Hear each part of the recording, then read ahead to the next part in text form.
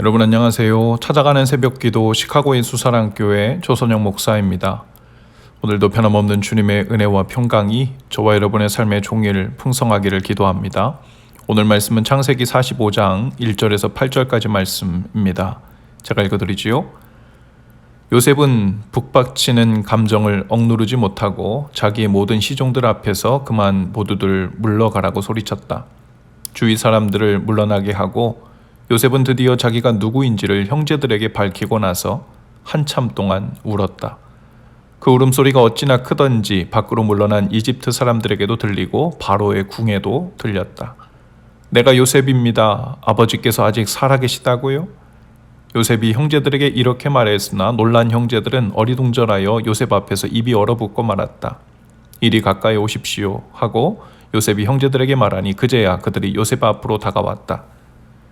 내가 형님들이 이집트로 팔아넘긴 그 아우입니다. 그러나 이제는 걱정하지 마십시오. 자책하지도 마십시오. 형님들이 나를 이곳에 팔아넘기긴 하였습니다만 그것은 하나님이 형님들보다 앞서서 나를 여기에 보내셔서 우리의 목숨을 살려주시려고 그렇게 하신 것입니다. 이 땅에 흉년이든지 이태가 됩니다. 앞으로도 5해 동안은 밭을 갈지도 못하고 거두지도 못합니다. 하나님이 나를 형님들보다 앞서서 보내신 것은 하나님이 크나큰 구원을 베푸셔서 형님들의 목숨을 지켜주시려는 것이고 또 형님들의 자손을 이 세상에 살아남게 하시려는 것입니다. 그러므로 실제로 나를 이리로 보낸 것은 형님들이 아니라 하나님이십니다. 하나님이 나를 이리로 보내셔서 바로의 아버지가 되게 하시고 바로의 온 집안의 최고의 어른이 되게 하시고 이집트 온 땅의 통치자로 세우신 것입니다. 아멘. 요셉은 형들을 대하면서도 계속해서 올라오는 정을 억제하고 있었습니다. 형들이 자신들의 잘못에 대해 회상하며 괴로워하는 것을 들을 때에도 요셉은 자신을 드러내지 않고 골방에 들어가 울고 나왔다고 했어요. 그리고 그렇게 그리웠던 베냐민을 보고서도 그 사랑하는 마음이 북받쳐 올라올 때에도 들어가서 울고 나왔죠.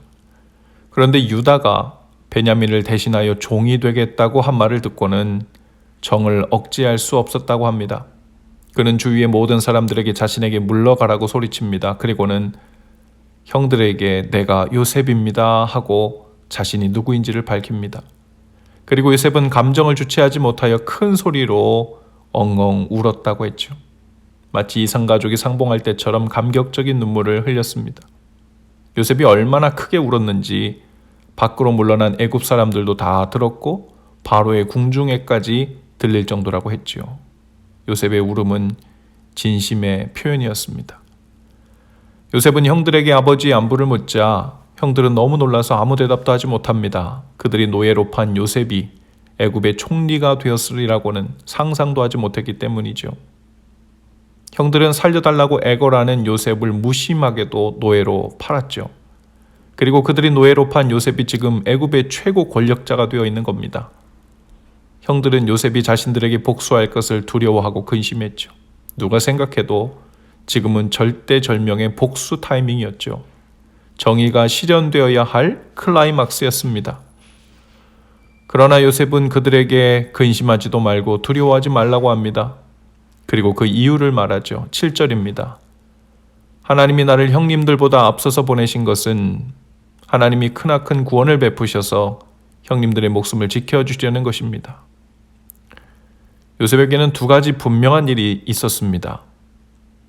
형들이 요셉을 시기하여 종으로 팔아넘긴 일, 그것은 엄연한 사실이죠. 분명한 그들의 잘못이고 그 일에 대해 복수를 한다고 해도 변명의 여지가 없습니다. 그러나 요셉은 또 하나 하나님의 보이지 않는 섭리의 손길이 있었다고 고백합니다.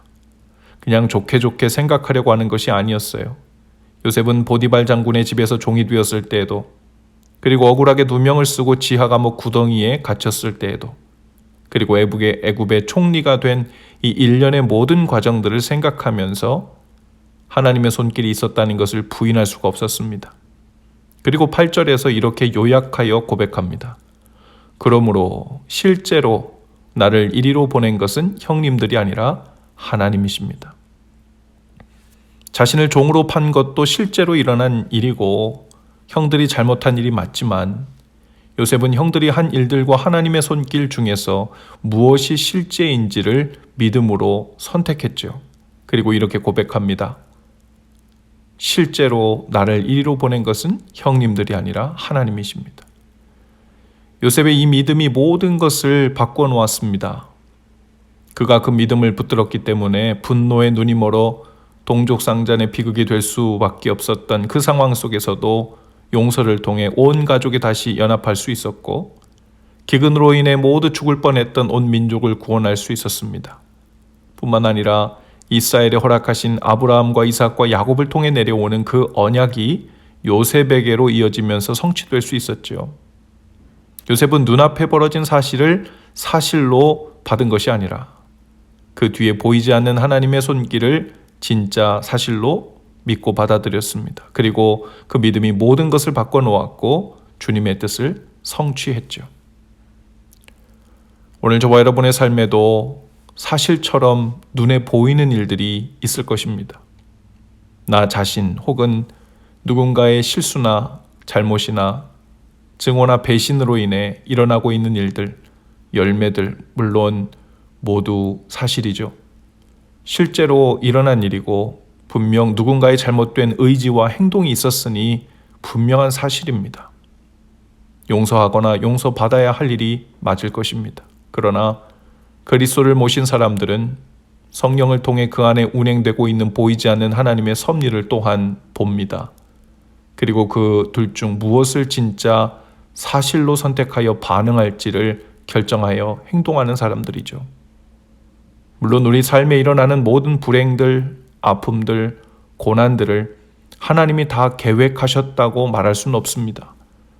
하나님께서 형들의 마음을 시기나게 하여 요셉을 팔게 만든 것은 아니기 때문이죠. 그러나 그 아픔과 고통의 상황들도 조각조각을 이어붙여 완전한 하나님의 선하신 뜻을 위해 사용하실 수 있는 그러한 지각과 능력을 가지신 분이 바로 우리 하나님이시죠. 그런 의미에서 그 모든 뒤틀림의 과정에서도 하나님의 섭리와 손길을 말할 수 있습니다. 어쩌면 요셉과 같은 상황에 오늘 딱 처해 있는 분들이 계실지 모르겠어요.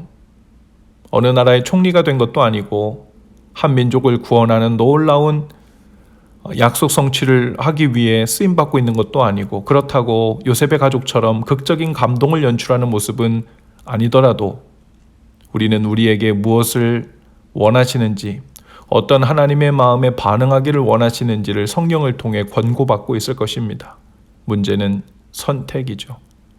눈앞에 일어나고 있는 일들, 사람들의 행동들만을 사실이라고 믿고 그것에 반응하며 살 것인지 아니면 그럼에도 불구하고 하나님의 손길과 섭리를 인정하고 주님의 마음에 반응하며 살 것인지를 진짜 사실로 받아들이며 인정할지에 대한 것이죠.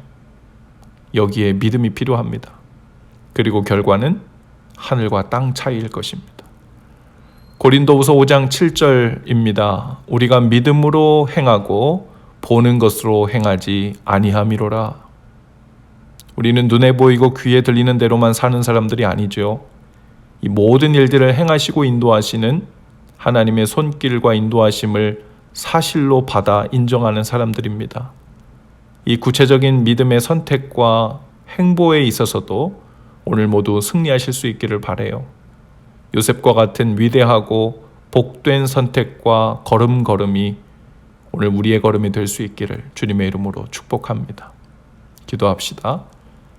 주님, 보이고 들리는 것을 따라 반응하며 사는 인생이 되지 않기 원합니다. 그 뒤에 소리 없이 들려주시고 보이는 것 없이 보여주시는 주님의 인도하심을 따라 살게 하옵소서. 오늘도 그 복된 길을 따라 요셉처럼 믿음의 길을 나서게 하옵소서. 예수님 이름으로 기도합니다. 아멘. 여러분 오늘도 예수 사랑으로 화이팅입니다. 내일 아침에 다시 찾아뵙지요.